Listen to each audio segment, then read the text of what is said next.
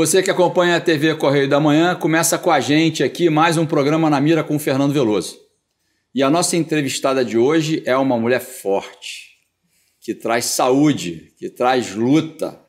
Ela é bicampeã brasileira de jiu-jitsu. O nome dela é Lisandra Carini. Lisandra, seja muito bem-vinda aqui ao programa Na Mira com o Fernando Veloso.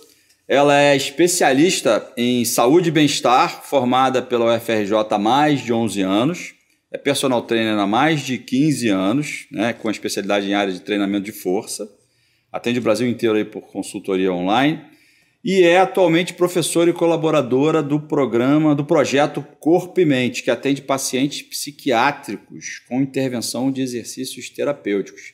Depois eu vou te perguntar para você explicar para a gente o que é esse projeto Corpo e Mente. Mas antes disso, como é que a Lisandra, né, uma mulher bonita, com cara de dócil, aí o sujeito acha que pode encarar a campeã brasileira de jiu-jitsu. Como é que a Lisandra foi parar no jiu-jitsu? Como é que a Lisandra, né, seguiu essa trilha aí da educação física, do conhecimento, né? Conta um pouquinho da tua história pra gente. Então, primeiramente, obrigada pelo convite de estar aqui, né, com você. E vou contar uma breve história aí da minha vida, né, que foi começar na educação física. Quando eu era pequena, eu não tinha essa vontade, né, de ser professora. Acho que como a maioria das crianças, ela quer ser veterinária, né? Uhum. Gosta muito de bicho, isso, aquilo. E eu e meu primo, o sonho da gente era abrir uma loja, né? Não um pet shop, né? Naquela época não tinha muito esse pet shop que é hoje em dia, né? Mas a gente queria abrir uma loja, né, que pudesse atender. Eu queria ser veterinário, eu seria veterinário, meu primo também seria o veterinário. Então a gente trabalharia ali com a maioria cães, né? Cães, gatos. Azar dos animais, sorte da gente, então. Que não foi por aí.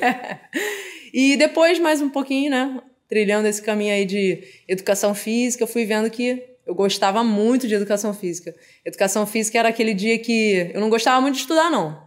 Mas quando tinha educação física, eu acordava, pulava da cama, eu assim, caraca, hoje tem educação física, eu quero e tal, não sei o quê.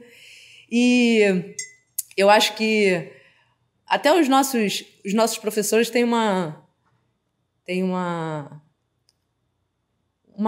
coisa assim muito grande, né, na nossa vida, uma influência muito grande, né, na nossa vida, né? Você teve professores então que te influenciaram a seguir? Totalmente. E meu pai e minha mãe não tinham uma condição assim, muito boa, né? Não tinha uma condição boa, mas razoável, né? E meu sonho era estudar no CEL, no Centro Educacional da Lagoa, né?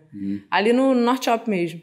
A gente morava no Meia na época e eles não tinham condições de pagar o CEL, que era muito caro. E uma amiga minha que tinha ido, né, foi do ensino médio para cá. Então ela tinha ido e ela falou assim, toda sexta-feira, Lisandra, vamos jogar bola lá e tal, não sei o quê. Tem sempre um futebol pra gente jogar. Aí eu falei assim, então tá bom, vambora. Aí eu fui, sexta-feira, sim, outra sim. E eu já estava estudando uma outra escola, que era na época, acho que era o MV1, lá do outro lado do Meia. Aí essa minha aluna, essa minha amiga me chamou, aí eu tava indo, o professor gostou, ele disse, pô, Lisandra, você não estuda aqui? Como assim, você não estuda aqui? Quem te chamou? Aí eu falei, foi a Amanda e tal. Aí eu falei assim, você quer quanto para vir estudar aqui? Para você ser federada... Já estava comprando teu passe, já. Por causa do teu desempenho na atividade física. Isso, no futebol, né? Sim. Que antigamente era o futebol, não tinha isso do jiu-jitsu. Aí, tá vendo? Né? Ó. Aí eu fui, aí ele gostou, o nome dele era Fernando também. E aí ele falou assim, se eu arranjar uma bolsa de tanto, você vem pra cá? Aí eu falei assim, pô, tem que conversar com meus pais. Isso você tinha quantos anos? Eu tinha 14 anos, mais ou menos, na época. Novinha, adolescente ali. Mas eu já gostava muito de educação física, né? Sim. Então eu ficava naquele impasse ali entre veterinária, educação física e tal. E aí calhou, deu segundo ano, eu fui pro CEL, federada. Tipo, acho que 50% da bolsa lá pelo CEL. Mas federada jogando futebol? Jogando futebol. Aí terminei lá, fiz pré-vestibular lá também. Aí passei para Na época, esse também foi uma grande crise na minha vida, né? Tipo, eu vou fazer veterinária, vou fazer educação física. Gostava de psicologia também. E aí eu falei assim, caraca, o que eu vou fazer? O que eu gosto mais, né? E engraçado que aquele teste vocacional, né? Na época que eu fiz, deu educação física, veterinária, psicologia, nutrição, tudo essa área mais da saúde, Só né? ajudou a confirmar a dúvida, né? Exatamente. Não afastado. Aí eu falei assim, quer saber, eu vou fazer vestibular para veterinária e vou fazer para educação física. Só que veterinária na época só tinha para UF. Para UF e para rural. Você ia ter que ir para Niterói. E para o UFRJ eu falei assim, cara, eu vou tentar para o UFRJ, porque o UFRJ é meu sonho, meu pai já estudou lá e tal, não sei o quê. Tinha todo um carinho, né? E a educação física é a melhor, né? De educação física, né? O curso, né? Em si. Aí eu falei assim, pô, vou prestar vestibular para lá. Você começou a estudar educação física na UFRJ. Na UFRJ. Mas onde é que entrou a luta aí? Onde é que entrou o jiu-jitsu nessa história? Calma. Eu tô curioso para saber como é que chegou bicampeã, porque ela é bicampeã de jiu-jitsu, bicampeã brasileira de jiu-jitsu. Uma longa jornada. E nesse meio do caminho, eu namorava um menino que ele era do jiu-jitsu, faixa roxa de jiu-jitsu. Isso antes de eu fazer 15 anos. Tinha 14 anos, por essa época também. E eu não gostava que ele fizesse jiu-jitsu e tal. Eu achava que ele ficava meio violento e tal. Falava meio grosso, isso, aquilo. Não pode, olha, tá vendo? Se você tem preconceito com o esporte, tá aí uma maneira. Olha, uma pessoa não gostava que o namorado fizesse jiu-jitsu porque ele ficava meio violento. Né? Mas ela acabou acabou enveredando pelo jiu-jitsu. Mas vai, fala. Só pra gente ver que a gente pode mudar a ideia, né? Pois é. Aí ele fazia escondido. Aí eu achava estranho, né? Tipo, caramba, esse negócio deve ser muito bom, né? Porque ele faz até escondido. Tipo, a vontade é tão grande que ele passa por cima de mim. Arrisca perder a namorada. Passa por cima de mim. Aí tá bom, né? Aí depois de um tempo, eu já na faculdade, eu entrei na faculdade com essa missão assim de, tipo, você árbitra de futebol. Na época tava a Ana Paula, não sei se vocês lembram. Uhum. A Ana Paula tava como bandeirinha. Uhum. Então ela era a grande inspiração, né? Ela falou assim, pô, eu fiz curso de bandeirinha, isso, aquilo, para arbitrar. E nada disso. Entrei na faculdade, no meu primeiro estágio, conheci meu marido, que é professor de educação física, é professor de jiu-jitsu, né? Aí ele olhou assim pra mim, tipo, você vem sempre aqui? É aquela conversa mais ou menos assim, né? Aí ele era professor de jiu-jitsu, aí eu falei assim, caramba, tenho vontade de aprender, por conta daquela outra situação. Quer dizer, o ex-namorado estava preparando o campo Exatamente. Pro Marcelo, né? O Marcelo assumir. Aí ele já naquela assim, você tem vontade de fazer jiu-jitsu e tal? Assim, pô, então vamos lá. Aí assim, pô, mas eu não tenho kimono. Aí eu arranjo pra você. Já, né? De segundas intenções. Aí ele me arranjou o kimono na primeira aula. Aí, caramba, você leva muito jeito e tal, isso aqui. E ele disse, e pelo jeito ele disse isso porque teve visão mesmo, né? Não tava rasgando seda. Não. Aí você leva muito jeito e é a facilidade, né, que a gente tem. Sim. E desde pequeno eu sempre fiz muitos esportes, né? O que contribui muito para essa nossa desenvoltura, tanto de movimento, qualquer esporte, né? Uhum. E aí eu entrei em agosto de 2007. Em novembro, 10 de novembro de 2007, ele falou assim, antes, né, disso. Ele falou assim, pô, você quer competir? Vai ter um campeonato assim, assado. Eu falei, quero. Não sabia nada, regra nenhuma, zero. Aí fui lá, lutei. Foram 2 lutas, né? As 2 lutas eu finalizei e uma delas eu apaguei a menina. Pra você ter ideia, né? Que, tipo, a gente não tem muita noção do que fazer. Eu fiz a técnica que me ensinaram, só que eu não sabia, né? A dosagem. O que poderia acontecer, né? E é o que, de fato, pode fazer também, né? Um estrangulamento, você pode apagar a pessoa. Sim. Acorda, né? Sim. Mas dependendo... Tomara, né? Dependendo de quanto tempo você fique desacordado, você pode ter uma lesão. É uma arma branca, né? Então você tem que se dosar, né? Não. Pra caramba. O que? Ao longo da vida ou não, ao longo do jiu-jitsu, por conta da atividade, por conta do esporte. Então, no jiu-jitsu, dentro do jiu-jitsu, depois que aconteceram minhas 2 cirurgias, né? Foi do ombro e do joelho. A primeira, quando eu entrava numa queda, meu ombro saía do lugar. Saía do lugar. Só que eu já tinha essa lesão, né? Essa lesão não, é um ligamento meio frouxo, né? Então ele não segura a articulação. Sim. Então ele vai embora, né? No movimento que eu faço. Se eu não fizesse jiu-jitsu, não precisaria operar. Mas o médico falou assim, Lisandra, se você quer voltar a competir em alta performance do jeito que você competia, você precisa operar. Não pensou nem 2 vezes, né? Opera aí, doutor. Não, eu pensei sim. Tanto é que eu fiz um tratamento mais conservador e tal, mas quando a gente se trata de esporte de alto rendimento, você não dá para você perder muito tempo com isso, né? E esse esporte de alto rendimento, Lisandra, assim, a gente quando vê uma mulher assim, bicampeã e tal, um esporte que, assim, jiu-jitsu é uma coisa, né? O leigo, né? Que está assistindo a gente, assim como eu, que tem pouco conhecimento nessa área, mas assim, é um esporte de homem, né? A gente já vê as mulheres em muitos esportes já e tal. Como é que foi isso? Você enfrentou algum tipo de resistência, né? Ou o pessoal te recebia bem? Principalmente porque você chegou já com alta performance, né? Que você já chegou, você já tinha uma naturalidade, uma facilidade para aprender a técnica por conta da tua empatia aí com o esporte. Apesar disso, você teve resistência? Sentiu algum tipo de preconceito? Você acha que o ambiente é machista, não é? Total, né? Total. A gente tem que dizer isso, porque... A maioria é homem, né? Sim, ainda tem o número de mulheres que praticam jiu-jitsu ainda é um número pequeno. Cresceu muito, absurdamente, né?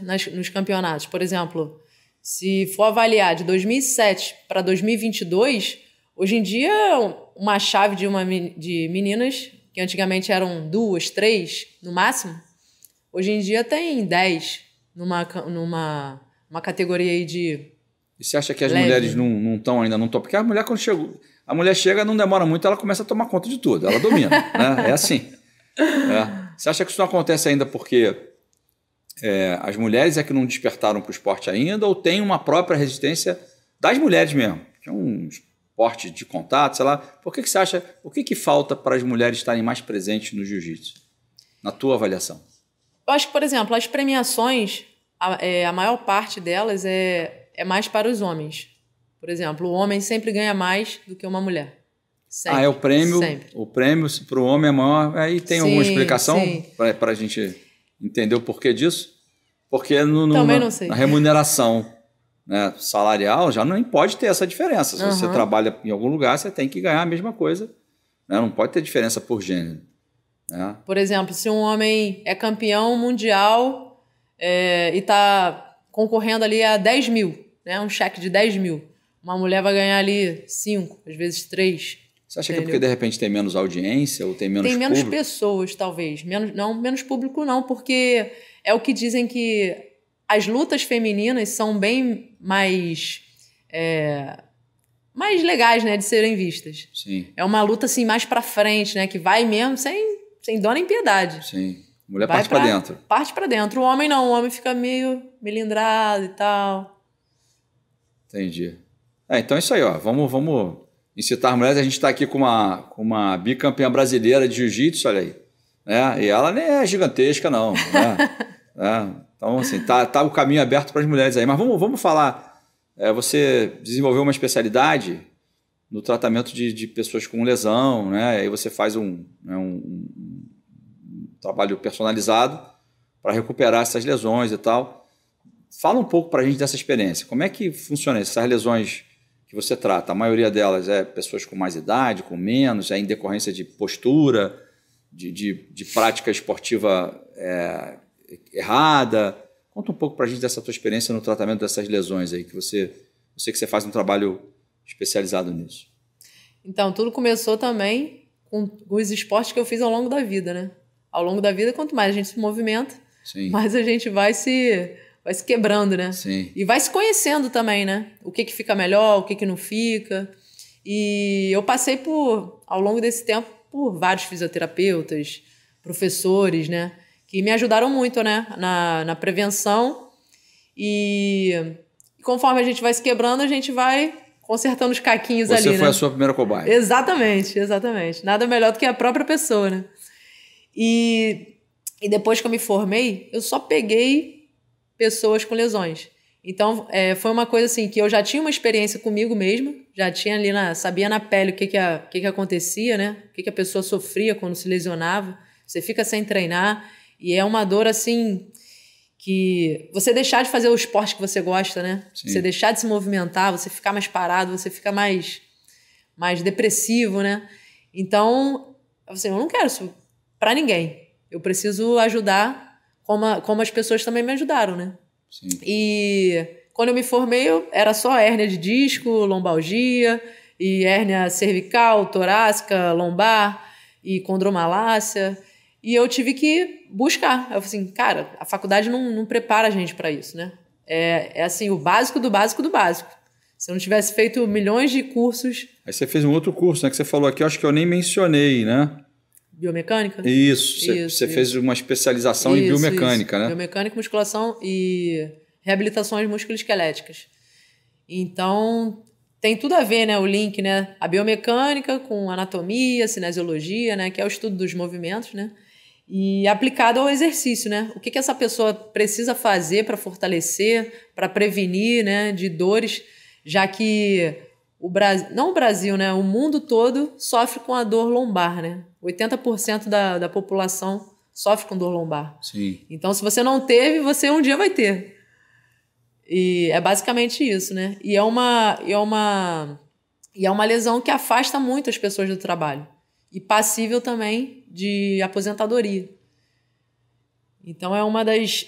Tá ali nos tops 10. Mas essas lesões que você trata, elas têm a sua origem na atividade que as pessoas estavam desempenhando, tipo no esporte, por exemplo, aí ela vem se lesionar e vem tratar contigo, ou são lesões vamos dizer assim, naturais, né? Essa questão lombar, que você disse que 80% da população sofre disso.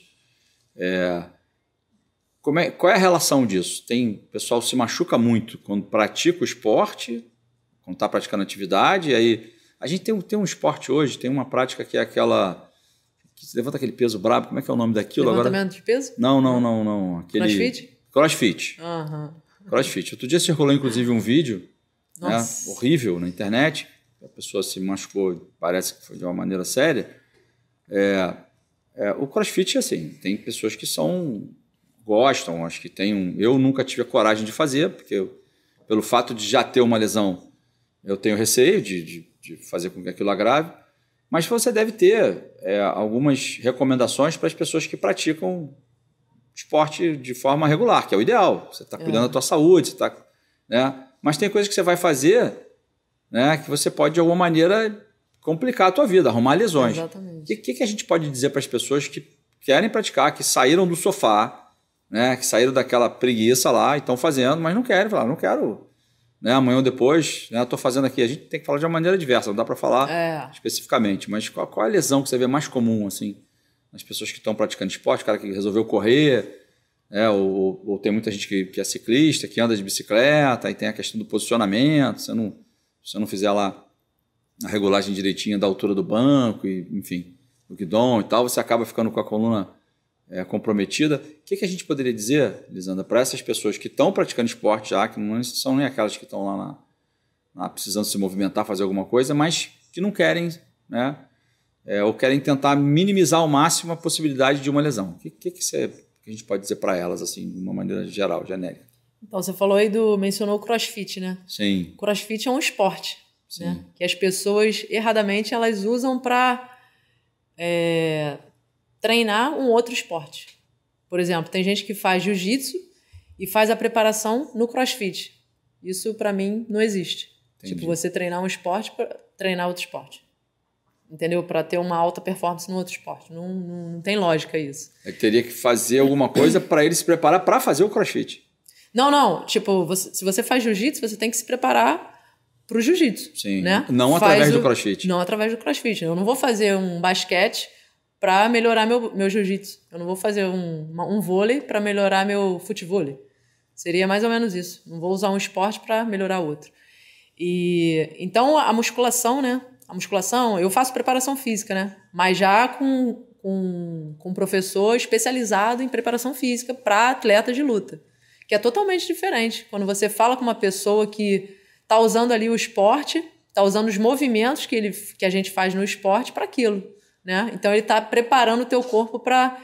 Ele já sabe que parte do teu organismo que vai ser mais sacrificada naquela determinada atividade. Exatamente. Por exemplo, no jiu-jitsu. No jiu-jitsu, se você for preparar alguém para o jiu-jitsu, tem alguém aqui que está ouvindo a gente que está começando a fazer e tal. Que musculatura que ele esforça? Tem alguma musculatura mais... Muito. A gente usa muito quadril no jiu-jitsu, né? E o quadril, quando está muito rígido, ele acaba prendendo a lombar, acaba prejudicando o joelho também. Então, as lesões mais frequentes são joelho, lombar e ombro. Ombro é demais, né? Então, você já sabendo disso, você já faz um trabalho preventivo nisso, já fortalece. Fortalece joelho, lombar, ombro. Exatamente. Lógico que existem outras lesões também, como de tornozelo, né? Cervical também tem muita gente que tem hérnia de disco por conta do jiu-jitsu, né? Por a gente ficar muito forçando nessa posição. Sim. Que é até uma posição que a gente fica muito no computador, né? Sim, a gente força muito, ou tá muito no celular. Assim, porque a gente tem ouvido muito, né? Já é comum, há anos atrás não era tão comum, mas hoje já é. Se as pessoas sabem que se elas querem ter uma vida saudável, é importante que elas pratiquem uma atividade física. Dentro da limitação de cada um. Mesmo que seja caminhar, enfim, alguma coisa, sair da inércia. Exatamente. Mas aí a gente já está falando de uma outra coisa aqui. A gente está falando de praticar uma atividade física com segurança, para não se lesionar. Né? Porque a gente está falando contigo. Você desenvolveu uma especialidade para tratar pessoas que se lesionam, né, fazendo algum tipo de atividade. Quer dizer, a gente já está falando de gente que está fazendo uma atividade física regular já. Então, ou sedentários também. Eu atendo muita gente que está querendo sair do sedentarismo, né? Que é uma grande pandemia também, né? Sim, porque o pessoal ficou parado, as academias ficaram fechadas.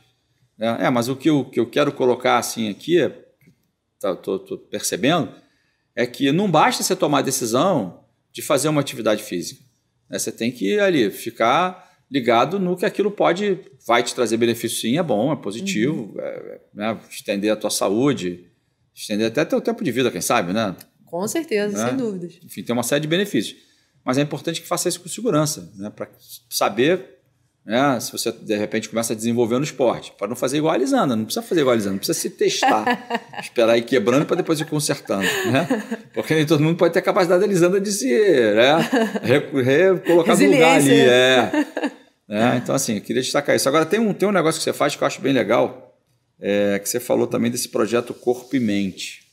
Esse acho que já começou a misturar, a gente fala que o esporte é bom para a saúde emocional, psíquica e tal, mas você faz... O que é esse Corpo e Mente? No que consiste esse projeto? Então, é um projeto que a gente atende a pacientes psiquiátricos lá do HU, lá do UFRJ. Então, a gente tem uma... Universitário. Isso. Clementino Fraga Filho. Então, a gente tem uma parceria com os médicos de lá, os psiquiatras, que eles encaminham os próprios pacientes de lá para a gente, para justamente ajudar nessa saúde mental. E a gente faz uma intervenção com exercício físico e os exercícios terapêuticos, né? São exercícios ali que envolvem muito a autoconsciência da pessoa. Então, é você saber, tipo, se está num ambiente que você não gosta e tal, por que você está sentindo aquilo? Tipo, tá muito relacionado a dores também, né? Que a gente vê aí um link muito grande com pessoas que têm dor lombar, podem também ter alguns efeitos mais depressivos, né? Se você... A dor lombar é bem... que a gente chama de multifatorial, né? Envolvem várias coisas, não é só uma coisa, não é só uma lesão. Às vezes é uma pessoa que está muito tempo sentada, que vive deitada, que vive vendo televisão, que tem distúrbios alimentares, que come muitas besteiras durante o dia, e aquilo tem uma relação com... Não sei se você já ouviu falar nessa... intestino-cérebro. Direto. Isso, direto. Uma coisa não funcionou, complica a outra. O que você come está ligado à sua saúde mental também, tá na saúde do corpo também. Então, se você come muitos alimentos inflamatórios, né, tipo muito açúcar, ou tem gente que não pode comer glúten, come glúten, você vai inflamar teu corpo. E as articulações, elas inflamam também. E o cérebro também inflama. Entendi. E aí, quer dizer, Confundir o GPS do corpo ali, vai bolar tudo. E engraçado, quando eu entrei na faculdade, eu entrava assim, tipo, fazer exercício, fazer esporte, isso, do pescoço para baixo. Só que não, depois de um tempo eu fui estudando e vendo a intervenção que o exercício tem dentro do cérebro. Já reparou, né? Que quando a gente faz exercício, a gente sente aquela endorfina, caramba, como eu tô me sentindo bem. Pô, tô endorfinado, sim, né? E sim. A gente libera, né? Diversos neurotransmissores, né? Endorfina, dopamina, dependendo da atividade que a gente faça, uma caminhada mais longa. Legal, e assim, agora, só que esse projeto Corpo e Mente, ele faz meio que uma mão dupla nesse negócio, né? Exatamente. Porque a pessoa que está com um problema, algum tipo de distúrbio psiquiátrico, ela vem, de alguma maneira, está sendo desenvolvida uma forma de ajudar nessa melhora, né? O problema da origem psiquiátrica que seja lá, ou psicológica, através da atividade física. Isso. Porque a gente percebe que muitos pacientes psiquiátricos, eles não querem fazer educação, não querem fazer exercício, né? Eles têm essa aversão, tipo, não, exercício não querem nem se olhar no espelho. Se a gente fizer uma avaliação, tipo, pedir para tirar uma foto para ver como é que tá. Tipo, outro dia, acho que é até hoje, o programa começa hoje, né? Já tá presencial, eu ainda continuo online, mas a gente tem isso também. Tem gente que não pode ir até lá. Tem gente que tem algum fator que impossibilita de ir até lá e eu atendo também online. E essa pessoa falou assim, tipo, eu tô tão gordinha, não dá pra ser em agosto não, fazer avaliação? Tipo, ela quer melhorar pra fazer a avaliação. Pra você ver que o distúrbio, né, de imagem também sim. É muito grande. Então ela, tipo, eu prefiro não fazer. E já teve algum problema assim? Porque a gente não tá falando de que grau de problema psiquiátrico que você tá tratando, né? As pessoas lá. Mas já teve algum tipo de problema, assim, quando é o presencial? Tipo, a pessoa se recusar a fazer? Ou você tem uma dificuldade assim? Porque ou esse trabalho físico, ele é feito junto com o psicólogo lá ou não? Não. É separado. Cada um no seu quadrado. Entendi. Eles marcam o horário para serem atendidos com psicólogo. Tem o educador, tem o professor de educação física, psicólogo, nutricionista, os psiquiatras, né? E então a gente é uma rede que ajuda muito, entendeu? Entendi. Então, Lisandra, esse é o projeto Corpo e Mente, isso. Né? Mas a gente está falando muito de quem é atleta, quem já faz atividade e tal, mas vamos falar daquelas pessoas assim que ainda não saíram ou vivem retornando. Estou voltando. Na segunda-feira eu volto a fazer atividade física, né? Que vive aquele dilema tá sempre voltando. E aí assiste o nosso programa aqui, né? Tá vendo a Lisandra, bicampeã brasileira de jiu-jitsu e tal, cheia de saúde, cheia de história, né? E eu falei assim, como eu queria ter essa disposição, né? É, verdade. E aí o que a gente diz para essas pessoas assim que fazem atividade física, eventualmente, quando vão fazer alguma coisa, ou um pouco antes do verão, ou essa daí, né, que tá meio gordinha, para melhorar um pouquinho. O que a gente diz para essas pessoas, assim, a tua experiência, a tua vivência no esporte, né, na atividade física, os benefícios que isso traz? Tem muita coisa que todo mundo já ouviu, já sabe, mas nunca é demais a gente repetir, né? Uhum. Então, o que a gente diz para esse pessoal para ver se eles param de ficar voltando toda hora, para eles se manterem ali, né, regularmente? Eu costumo falar que o exercício é similar quando a gente está escovando o dente, né? Tipo, a gente tem que escovar o dente todo dia, né? Fez uma refeição, escova o dente. Fez uma refeição, escova o dente. O exercício é todo dia. Você tem que fazer uma caminhada todo dia, tem que se movimentar todo dia. Nosso corpo odeia ficar parado, né? Sim, não foi feito para isso. Se você fica muito tempo parado na mesma posição, tipo, já tô aqui, ó, dando uma movimentada na coluna aqui. Tipo, o cérebro começa a mandar a informação lá, ó, tô com dor aqui, ó, se movimenta, meu filho, se movimenta, senão vou te importunar aí. Aí vem a dor. E aí o que acontece? A pessoa que vive parando, voltando, parando e voltando, aí não consegue ter resultados, né? Lógico, você não vai ter resultado só fazendo o que você gosta. Você vai ter que fazer coisas que você não gosta, vai ter que fazer uma dieta. No pain, no gain, né? Eu não gosto muito desse slogan, não. Então a gente apaga. No pain, no gain. Porque nem sempre é assim, né? Tem dias que você vai querer, tem dias que você não vai querer, né? Mas a constância é muito importante, né? Para tudo na vida. Se eu não fosse pro jiu-jitsu, no dia que eu não tivesse afim, eu não estaria hoje na faixa preta. Sim. Eu não seria bicampeã brasileira. Sim. Então, é aquela resiliência, né? E eu falo isso muito para as minhas alunas, né? Eu dou aula também de jiu-jitsu feminino só para mulheres. Então, algumas você também é professora de jiu-jitsu, só para mulheres. Isso. Então, vira e mexe, como o jiu-jitsu é um esporte de contato, e eu não sei o que você vai fazer comigo, tipo, não tem aquela coisa, ele botou a mão aqui, ele vai fazer isso. Não, ele pode fazer outra coisa totalmente diferente. Uhum. E, às vezes, você acaba se machucando. Aí, outro dia, a menina machucou o dedo e tal. Aí eu falei assim, você vai aprender uma das primeiras lições de jiu-jitsu, que é a resiliência, né? Sim. É aquele poder que você tem de voltar ao estado normal. E já que você não pode botar o pé no chão, faz outra coisa, faz desse limão aí uma limonada. Sim, entendeu? Sim. Vai ler um livro, vai fazer coisas que você não fazia antes, né? Que por conta do trabalho, por conta do treino não vai poder fazer. E faz o que você quer. Até porque o desenvolvimento muscular, você está dizendo assim, o desenvolvimento muscular ele acontece no sofrimento, né?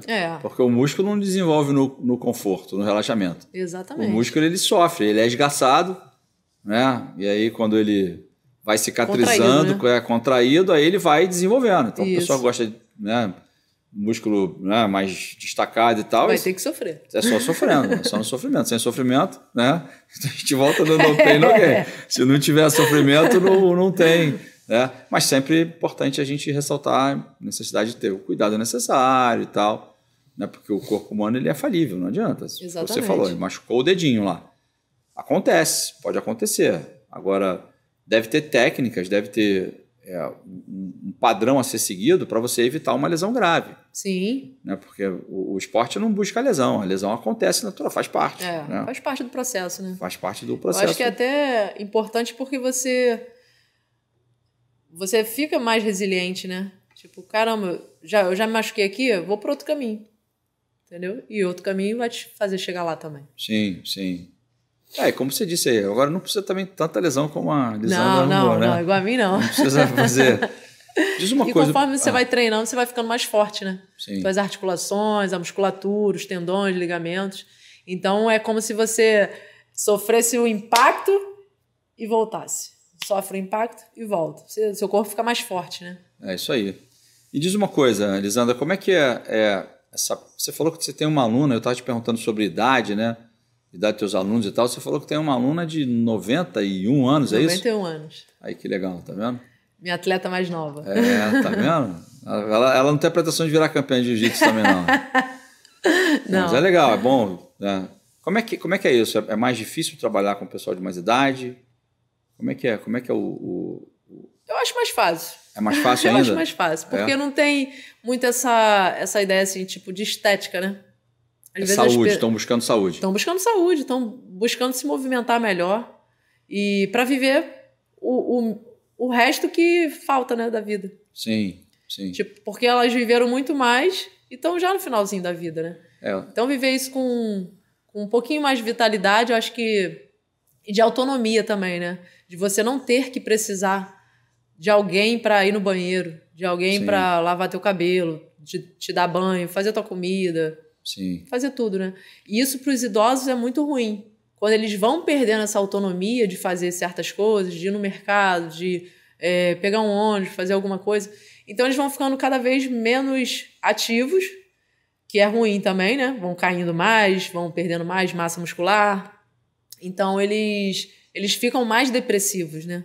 Tanto é que a depressão acomete muito essa idade, né? Pessoal de uma faixa etária mais avançada. Isso. Então você está dizendo que essa motivação que a gente fica espetando aqui o pessoal que é mais novo, aí fica deixando isso para depois e tal, fica arrumando desculpa para não fazer, numa faixa etária mais avançada não precisa, porque essa motivação naturalmente... há uma necessidade maior, né? Porque senão você começa a perder uma qualidade de vida aí, não só qualidade de vida, mas a tua própria autonomia, né? Exatamente. Como você disse aí, questões que são simples hoje, mas com o tempo a perda natural de massa muscular leva o idoso a essa prisão, né? Acaba sendo uma prisão, porque ele não consegue fazer nada, aí depende de outras pessoas para fazer coisas básicas, E aí isso vai gerando um processo degenerativo, até, né, mental.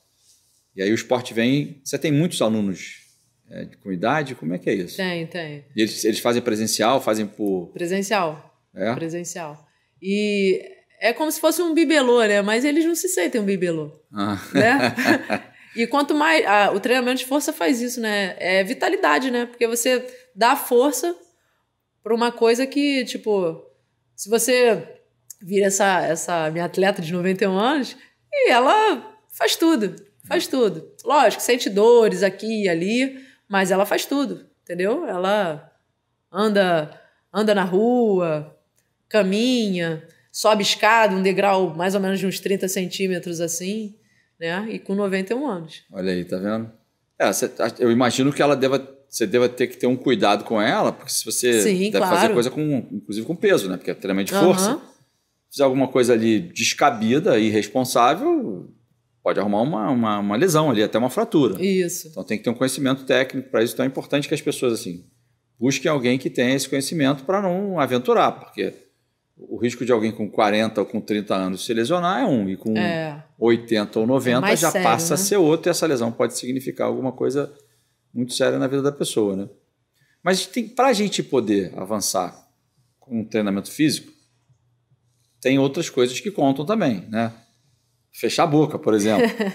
Ou buscar uma alimentação mais condizente, né? Saudável, mais né? saudável. Como é que é isso? Como é que funciona isso contigo? Que você... Isso te atrapalha muito? As pessoas fazem o treinamento que tem que fazer, mas não conseguem fechar a boca? Como é que é isso? É o mais difícil. Outro dia eu até botei uma enquete, né?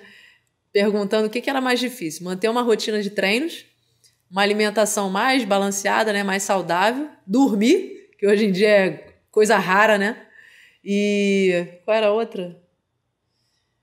Não lembro agora. Não chegar atrasado no treino. Talvez. Então a maioria botou, tipo, alguns falam que a rotina de treinos é bem sacrificante, né? Pra quem não gosta. Pra mim é mole. Sim. Agora, pra eu manter uma alimentação mais saudável, pra mim o problema não é ser saudável. Eu gosto muito de coisas saudáveis. O meu problema é organização. Tipo, porque eu tenho uma agenda bem bagunçada, né? Em relação aos alunos aí. E atendo presencial, atendo online. Então, buscar um equilíbrio ali da minha alimentação, às vezes eu fico muito tempo sem comer. E não é bom, né? Sim. É ruim. Inclusive para minha performance no jiu-jitsu, né? Então, quando eu vou competir, eu tento fazer ali tudo bem regrado. Tipo, dormir bem, até um pouquinho mais, né? Mais 7 horas, 8 horas por noite. E que o sono também alimenta, né? É reparador, né? Repara tudo, né? É bom para as articulações, bom para o cérebro, bom para a musculatura, né? Agora vamos falar de uma coisa aqui. Vamos entrar na intimidade da campeã. Como é que é esse negócio de estar casada com um lutador de jiu-jitsu também? Quem é que manda lá, afinal de contas? Porque ele também né? Professor também de jiu-jitsu. Como é que fica isso? Quando chega em casa lá, fala, não, lava a louça. Não, lava você. Como é que fica? Se der confusão lá ali. Em casa tem uma regra, né? Tem uma regra. Quem faz não lava. Quem faz a comida não lava. Que é combinado não sai caro, né? Mas você tocou num ponto interessante, porque eu sou aluna dele, né? Fui aluna dele, hoje em dia ele não dá mais aula. Mas no tatame, quem manda é ele. Porque a gente tem a hierarquia, né? Sim, então, o mais velho... Ele é mais antigo, tem a antiguidade aí. Eu sou faixa preta, ele é faixa preta também, mas ele é muito mais antigo que eu. Sim, então, eu tenho que abaixar a cabeça para ele dentro do tatame. Mas ele não abusa dessa hierarquia não, porque senão quando chegar em casa ele... Eu já olho assim, meio com vontade de senão quando chegar em casa... Mas tem que respeitar, né? E o legal do jiu-jitsu é isso, né? Esses valores, né, de respeito, hierarquia, disciplina, que eu acho que no jiu-jitsu me ajudou muito, né? Em termos de tudo, né? Horário de chegar, horário de sair, horário de comer, horário de dormir, né? Então, quando a gente mantém uma disciplina durante a nossa vida, acho que tudo flui melhor, né? As lutas marciais, de uma certa maneira, trazem essa questão como eixo central, né? Da disciplina, né? Da própria hierarquia, do respeito mesmo, né? Acho que traz isso de positivo. É mais um fator que organiza a vida das pessoas, né? Exatamente. Eu estava conversando com um aluno meu de jiu-jitsu e ele estava falando assim, cara, eu não consigo entender uma pessoa que compra o kimono e vem a 2 aulas e não volta mais. Como é que ela não dá continuidade numa coisa que ela começou? E o quanto é difícil, né, hoje em dia, né, as pessoas começarem uma coisa e terminar, começar uma faculdade e terminar, começar o jiu-jitsu e chegar à faixa preta, começar uma outra atividade e fluir, né, naquilo. Você chegou à faixa preta o quê? Em pouco mais de 10 anos, não é isso? Comecei, com 11 anos. 11 anos você chegou à faixa preta. Tive essas paradas aí de lesão. Da cirurgia do ombro, do joelho, e dentro disso deram 11 anos. Como é que você... Isso são exames de faixa, você vai fazendo exames de faixa ao longo do tempo. Agora são homens que fazem o exame de faixa. Sim. Né? Você falou que é um ambiente que tem uma... Naturalmente, porque assim, isso não é um problema do esporte, isso é da sociedade. Então, se está presente na sociedade, vai estar presente em todos os lugares. Né? O bacana é quando a gente vai superando isso e vai evoluindo como sociedade. E assim, né?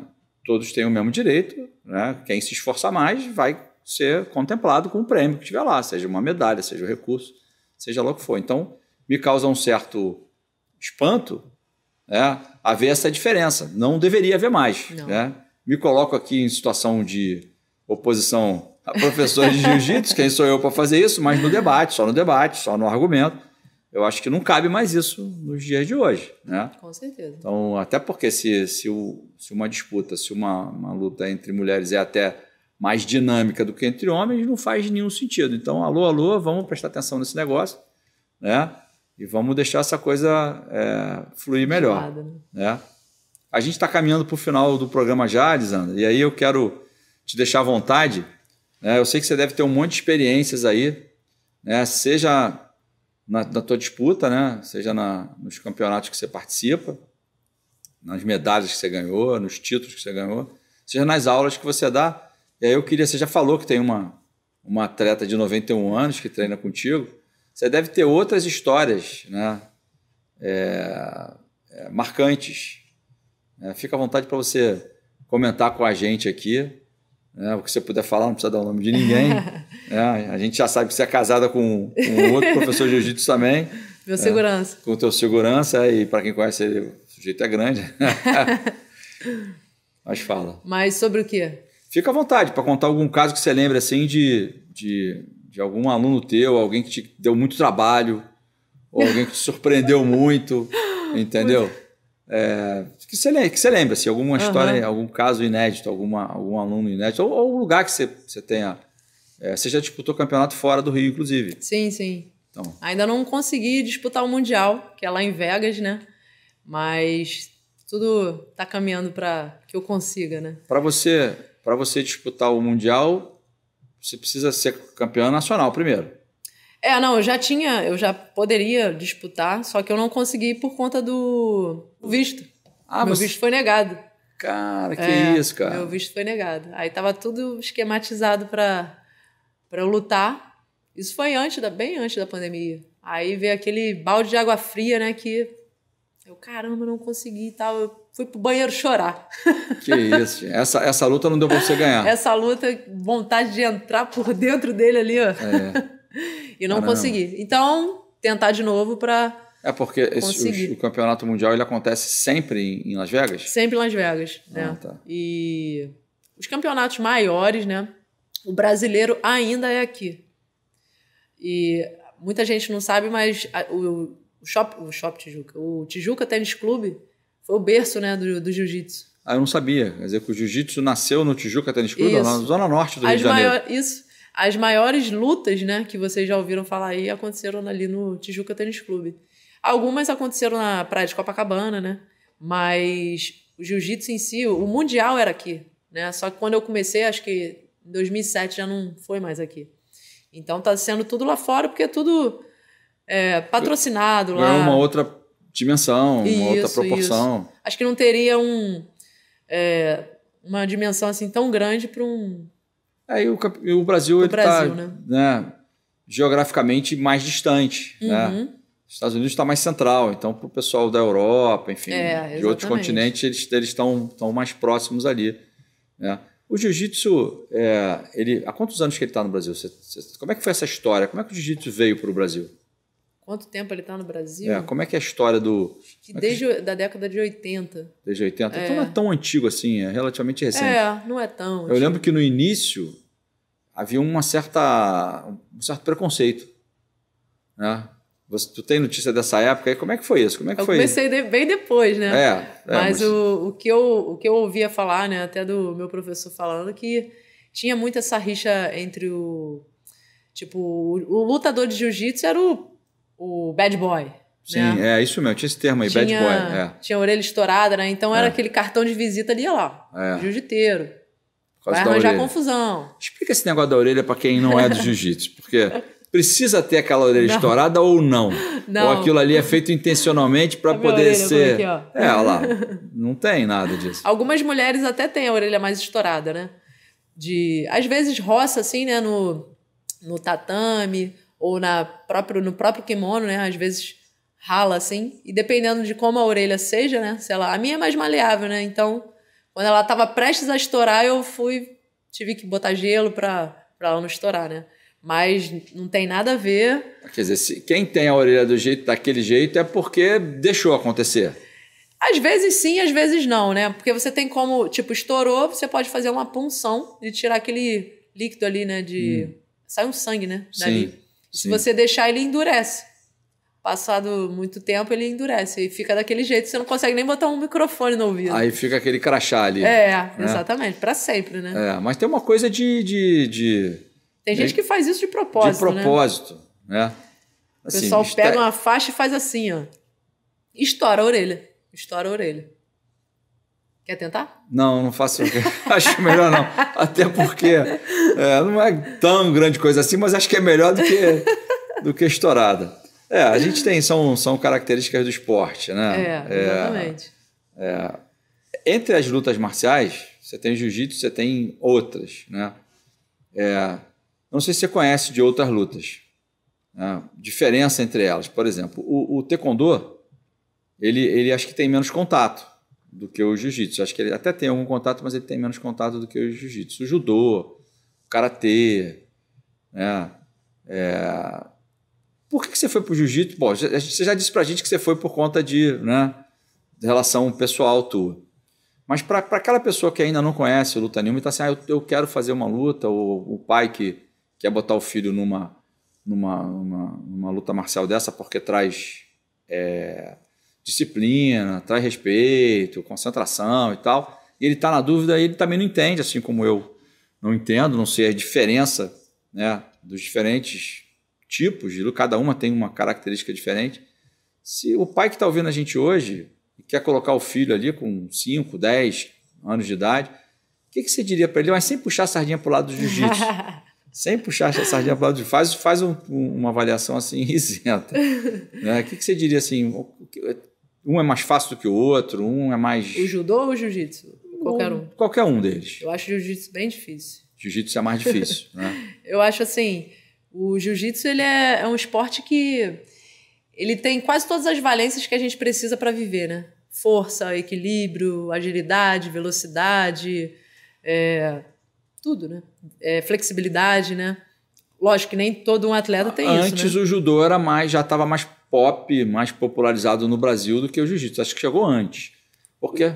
O judô. O jiu-jitsu veio do judô, né? O jiu-jitsu vem do judô. O judô veio do jiu-jitsu, o judô, sim, mas todo mundo acha que é o contrário, né? Eu acho que é o contrário. Até porque no Brasil, a gente sempre ouviu falar de judô, quer dizer, que eu me lembro, assim, né?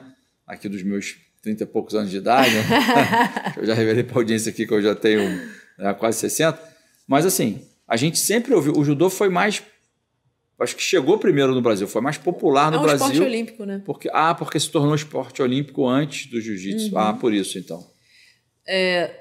Eu acho o jiu-jitsu um pouquinho mais completo que o judô, né? Porque o judô caiu no chão, a queda perfeita, o ippon, acabou a luta. O jiu-jitsu não, é mais dinâmico, né? Você pode cair do jeito que for no chão, de coste, de lado, de frente, que continua a luta. Então é uma luta que busca a submissão, busca a finalização, né?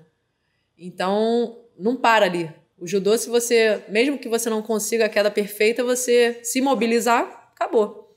O Jiu-jitsu não, você tem que finalizar ou você tem que ganhar por pontos hoje em dia, né? Explica o que é finalizar. Eu no judô, você está falando judô, o cara imobilizou, está imobilizado, mas não está finalizado. Qual é a diferença de imobilizado para finalizado? Finalizado é quando a pessoa desiste da luta. Por exemplo, pegou num golpe lá, o jiu-jitsu tem muitos golpes contra a articulação, né? Então, se meu cotovelo vem até aqui, então se eu forçar ele mais um pouquinho, ele quebra. Vai quebrar. Vai quebrar. Então, a pessoa vai dar os 3 tapinhas ali, ó. Entendi. Aí, desistir da luta. Tá finalizado. Você tá finalizado, tá consumado. Você Na lógica do judô, se ele ficar imobilizado, já tá imobilizado. tá imobilizado, acho que são 20 segundos, acabou a luta. Entendi. Matei, parou, foi campeão. Entendi. Agora, para aquelas pessoas que acham, que ainda pode ter gente que pense assim, que a luta, que ela de alguma maneira pode transformar o jovem em uma pessoa mais violenta. Tipo, ele não ia se você fosse falar outra coisa. A gente pode até comentar depois se você pensou aí. Mas assim, ele não ia se meter numa briga se ele não estivesse fazendo luta. Porque aí ele ia arquivar o caso e ir embora para casa. Para essas pessoas, o que a gente diz, Lisandra? Então, a gente parte do princípio também que a luta, ela dá uma acalmada na pessoa, né? Então, é ali que você expõe toda a tua força, só que você não existe ninguém que seja invencível, né? E você aprende muito isso durante os treinos, né? Tem sempre alguém que vai te surpreender num golpe ali ou numa posição que você achava que era muito bom, né? Só que na luta, na rua, né, por exemplo, você tem certos valores na luta que você não precisa, né? Você não pode levar para uma pessoa que não faça a arte, né? Mas, por exemplo, você pode usar para se defender. Tipo, uma pessoa veio me atacar, eu vou poder usar essa luta, essa pessoa a minha arte. Provavelmente vai se dar bem mal. E essa arte para me defender. Só que isso aí você pode até responder melhor. Até onde eu posso ir? Ela me deu um golpe, eu dou um golpe. Ela me deu outro, eu dou outro. Né? É mais que funciona mais ou menos assim. Mas eu sou uma arma branca, eu sou capaz de matar uma pessoa. Sim. Então, sem arma, né? Sim. Então, até onde eu posso ir? Né? Agora eu que te pergunto. Na medida que seja necessário, você neutralizar a agressão que estava sendo direcionada a você. Neutralizou a agressão, o difícil é muito fácil a gente dizer isso aqui, né? Dentro do estúdio aqui e tal. Agora, no dia a dia, na prática, com o calor da emoção, né, fica um pouco mais difícil. Por isso que quem faz essa leitura tem que considerar que essa decisão não é tomada no ar-condicionado. Essa decisão é tomada, você imagina uma mulher, vamos imaginar uma situação hipotética aqui, agredida por alguém na rua, ela tenta fazer ali só o que ela deseja fazer para neutralizar, mas por algum motivo aquilo sai um pouco errado, ou até a própria característica física do agressor ali, e aí aquilo acaba acontecendo. Ele apaga, por exemplo, e aí, enfim, acontece alguma coisa excepcional que não é necessariamente um excesso, que pode haver excesso, né? Mas a gente estava falando de tornar as pessoas mais violentas, assim, pelo que eu entendi, não é isso que acontece. Na realidade, você traz a pessoa para ela entender qual é o limite dela e conseguir dominar as suas próprias emoções.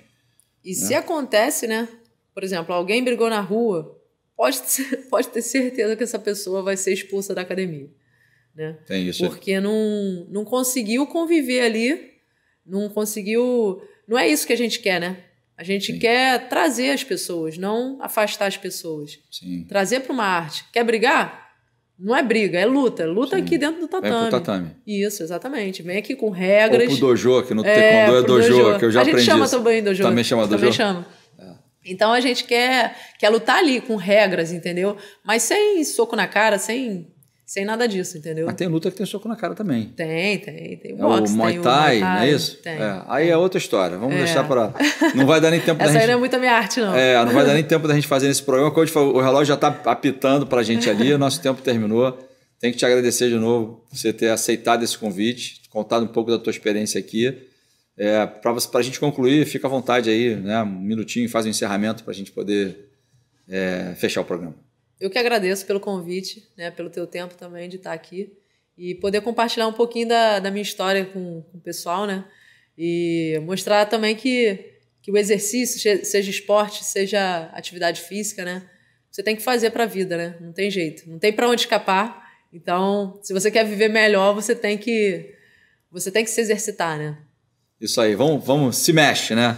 É isso aí, gente. Você que acompanha aqui a TV Correio da Manhã. A gente está encerrando aqui mais um programa Na Mira com Fernando Veloso. Hoje foi a Lisandra, bicampeã nacional bicampeã brasileira de jiu-jitsu, especialista, né, em lesão, em fortalecimento, tratamento com força, enfim.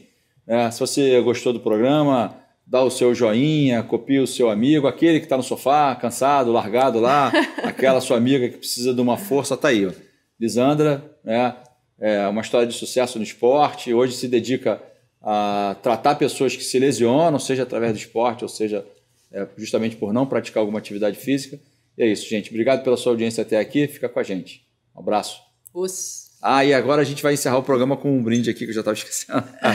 É característico aqui. Isso aí, gente. Obrigado pela audiência.